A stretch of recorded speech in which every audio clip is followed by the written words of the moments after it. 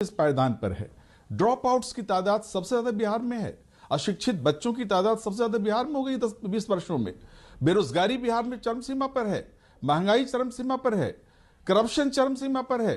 कहा जाता है कि बिहार में जो राज्य है इस वक्त, ये ब्यूरोक्रेट्स का राज्य है। इस वक्त बिहार में जो अफसर हैं, जो ऑफिसेज में जितने भी अधिकारी हैं, वो करप्शन में लिप्त हैं। आम जनता त्राहित है उनसे, निजात चाहती है। लेकिन अनवर पाशा जी बहुत होते हैं। अनवर पाशा जी, आप जरा मुझे बताइए, लेकिन आपको इतनी जेडीयू की चिंता क्यों हो रही है? क्यों आप निशांत कुमार को बता रहे हैं कि भाई आप आइए, पार्टी संभाल लीजिए, कोई और लेके जाएगा?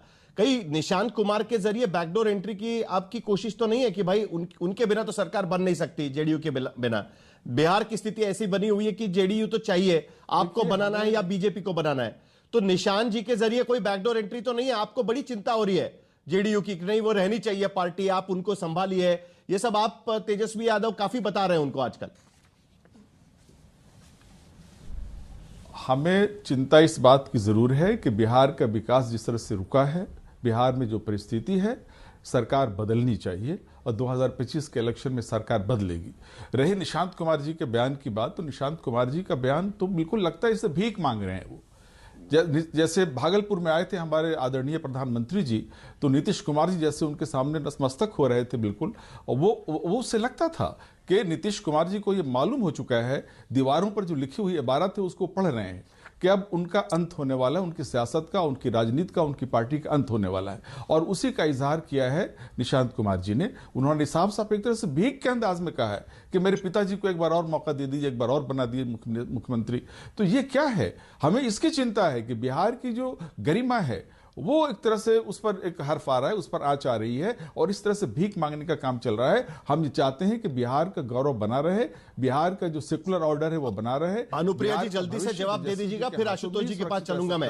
रोजगार मिलेगा, रोजगार। उनको चिंता क्यों हो रही है वो बता रहे हैं आपको। आदरणीय लालू प्रसाद यादव जी भी भीख मांग रहे थे शायद, मेरे सुपुत्र को मुख्यमंत्री बना दो। और बिहार की जनता कहीं नहीं बाबा नहीं, जिस तरह से आपने हमें लूटा, जमीन के नौकरी के बदले जमीन ले लिया, अब फिर से लेने की बात करते हो। आप प्रति व्यक्ति की आय की बात अब पूछते हो, जबकि आपने अपने परिवार की आय बढ़ा ली। अरे क्यों इस तरह की शब्दों का लोग इस्तेमाल करते हैं? मुझे समझ में नहीं आता है। कोई गिरगिरा नहीं रहा है क्योंकि आपको जनमत नजर नहीं आ रही है। बिहार की जनता आपको वोट नहीं दे रही है। बिहार की जनता मोहर लगा रही है जेडीयू की सरकार पर, एनडीए की सरकार पे। ये आपको दिखता नहीं है, ये आपको दिखता नहीं है, अनुप्रिया जी दिखता नहीं है, क्योंकि आपको आपके साहिल जी मैं जवाब देना चाहता हूं। हिम्मत नहीं है अनवर जी, आपको अभी भी हिम्मत नहीं है। अनुप्रिया जी के 90 से 2005 के शासनकाल पे बोलूंगी, एक शब्द और मैं बोलूंगी। आपने चरवाहा अनवर पाशा जी आप जवाब दे दीजिएगा। चलिए साहिल जी, मुझे अनुप्रिया जी के सवालों का जवाब कह रही है वो, बोलिए, जवाब देने दीजिए। अभी बोलिए अनुप्रिया जी को ये पता नहीं है, अनुप्रिया जी को ये पता नहीं है कि बिहार की जो इस वक्त दशा है, वो बात कर रही है 2005 की। पिछले 20 वर्षों में जो कुछ हुआ है उसकी बात कीजिए। क्या दिया है आपने बिहार को? बेरोजगारी दिया आपने, अशिक्षा दिया बिहार को आपने, करप्शन दिया है आपने बिहार को, ये आपने बिहार को दिया है। रही बात हमारे नौकरी हमने दिया, हमने 17 महीने की सरकार में हमने नौकरी रोजगार को लेकर आप कितने, जैसे जैसे चुनाव नजदीक आएंगे ना, ये सारे मुद्दे उठते रहेंगे। नौकरी और पहले चेहरा तो फाइनल कर ले हम कि भाई किसका चेहरा कौन बनेगा। लगा सकते हैं। आज की स्थिति में भी हम देख रहे हैं कि बिहार की तरफ से, बिहार सरकार की तरफ से यादव जी ने 5 लाख 33 पेज का एक मेमो दिया गया था निर्मला सीतारामन को, और मांग की गई थी स्पेशल स्टेटस हमें दिया जाए, जिस तरीके से आंध्र प्रदेश को स्पेशल स्टेटस दिया गया। कहां से लाएगा पैसा? अपने बाप चलिए आशुतोष, ये चलिए आशुतोष कर रहे थे नीतीश कुमार जी, आशुतोष शब्दों का इस्तेमाल कर रहे हैं। ठीक है अनवर पाशा जी, आशुतोष आपने भी 2 बयान सुने, जरा आप हमारे दर्शकों के लिए वो दोनों बयानों का मतलब क्या है जरा समझा दीजिएगा। अनवर पाशा जी जरा शांत हो जाइए, अभी आशुतोष बात करेंगे। आशुतोष जी आपने दोनों बयान सुने, आप जरा हमारे दर्शकों के लिए दोनों का फर्क समझा दीजिएगा।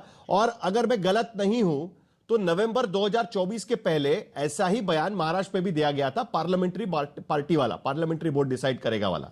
तो स्थिति सेम ही है क्या बिहार और महाराष्ट्र में? महाराष्ट्र में तो चलिए बीजेपी एक नंबर 1 पार्टी के साथ साथ पूरा मतलब एनडीए चलाने वाली पार्टी थी, महायुति चलाने वाली पार्टी थी। वही सिचुएशन बिहार में भी है, और दोनों बयान का फर्क भी आप बता दीजिएगा जरा। देखिए साहिल, राजनीति में आप अच्छी तरीके से जानते हैं कि एक बार ये कहा जाता है कि भाई इनके नेतृत्व में चुनाव लड़ना ये हमारे नेता है, और एक ये कहा जाता है पार्लियामेंट्री बोर्ड इसका फैसला करेगी। जिस दिन ये कहा जाता है पार्लियामेंट्री बोर्ड फैसला करेगी या पार्टी बैठ के फैसला करेगी, उस दिन आप मान लीजिए कि पार्टी के अंदर इस पूरे मसले पर कोई क्लैरिटी नहीं है कि दरअसल उनको उनके नेतृत्व में आगे जाना है या आगे नहीं जाना है। तो इस बयान का बहुत स्पष्ट मत। और दूसरी बात क्या है कि आज की तारीख में निशांत को बाहर निकल के ये कहना पड़ रहा है कि एनडीए को ये घोषणा करनी चाहिए कि दरअसल नीतीश कुमार अगले मुख्यमंत्री होंगे और बिहार प्रगति के पथ पर अग्रसर होगा। ये बयान नीतीश के बेटे क्यों कह रहे हैं? क्या आपको लगता है कि निशांत जी अपने स्तर पर यह बात कह रहे हैं? क्या उन्होंने अपने पिता से कोई बातचीत नहीं की होगी?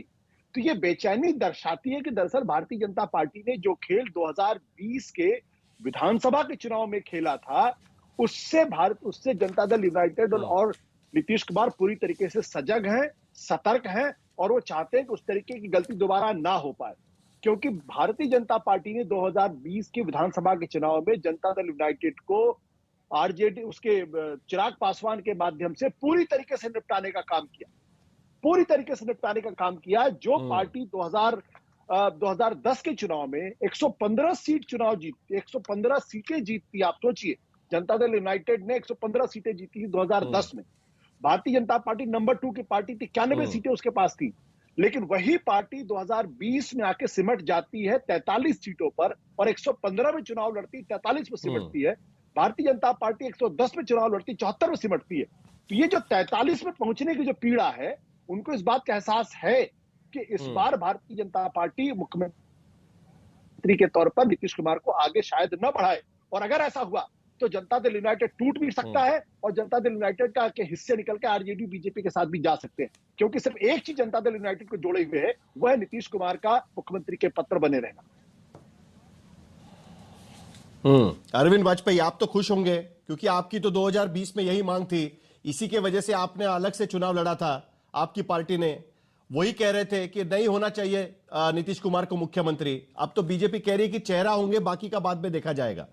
अभी तो आप भी उस पूरे अलायंस के पार्ट रहेंगे ना अरविंद वाजपेयी, तो आप क्या पसंद करेंगे कि नीतीश कुमार मुख्यमंत्री 2025 के बाद एनडीए की सरकार आती है या बीजेपी? हम तो आज भी यही कह रहे हैं कि मुख्यमंत्री चिराग पासवान हमारी पार्टी के नेता हैं, उनको होना चाहिए, और हर पार्टी को ये कहना चाहिए। इसमें कहां दिक्कत है? ये तो हर पार्टी का है ना। लेकिन जिसके 122 आएंगे उसका मुख्यमंत्री बनेगा, ये भी तय है। हाँ, अगर नंबर कम होंगे और उसके बावजूद अगर कोई मुख्यमंत्री बनेगा तो एनडीए के घटक दल बैठ के तय करेंगे, जैसा कि लोकसभा इलेक्शन में हुआ प्रधानमंत्री मोदी के साथ। एनडीए के घटक बैठे, एनडीए का लीडर बना दिया, वो प्रधानमंत्री बन गए। तो संवैधानिक व्यवस्थाओं को भी ध्यान में रखना होगा। और जब अनपनिया जी को कोई परेशानी नहीं है, उनको कोई ऐतराज नहीं है, तो ये लालू यादव जी को काहे का ऐतराज हो रहा है, ये हमको समझ नहीं आई बात को। अरे अपना काम देखो, चुनाव की तैयारी। ऐतराज तो आपको था ना कि 43 सीटें लेकर भी नीतीश कुमार मुख्यमंत्री बन गए, उसको लेकर ऐतराज तो चिराग पासवान को था। वही तो पिछली बार चुनाव लड़े थे उसके खिलाफ कि नहीं बनने चाहिए मुख्यमंत्री। जोशी जी, हमारी अपनी पार्टी है, हम 237 पे लड़ेंगे, गठबंधन में तो हम कम पे लड़ेंगे, ये तो हम डिसाइड करेंगे ना। उससे किसको नुकसान होगा, फायदा होगा, वी आर नॉट कंसर्न। हमने अपनी पार्टी को बढ़ाने के लिए तो इस बार तो गठबंधन में लड़ रहे हैं ना आप। अभी तो हम एनडीए का हिस्सा है बकायदा, और एनडीए के नेतृत्व में, नीतीश बाबू के नेतृत्व में चुनाव भी लड़ेंगे, ये भी बड़ा क्लियर है। ये दो चीजें क्लियर हो चुकी है बकायदा, इसमें कहीं कोई मतभेद नहीं है।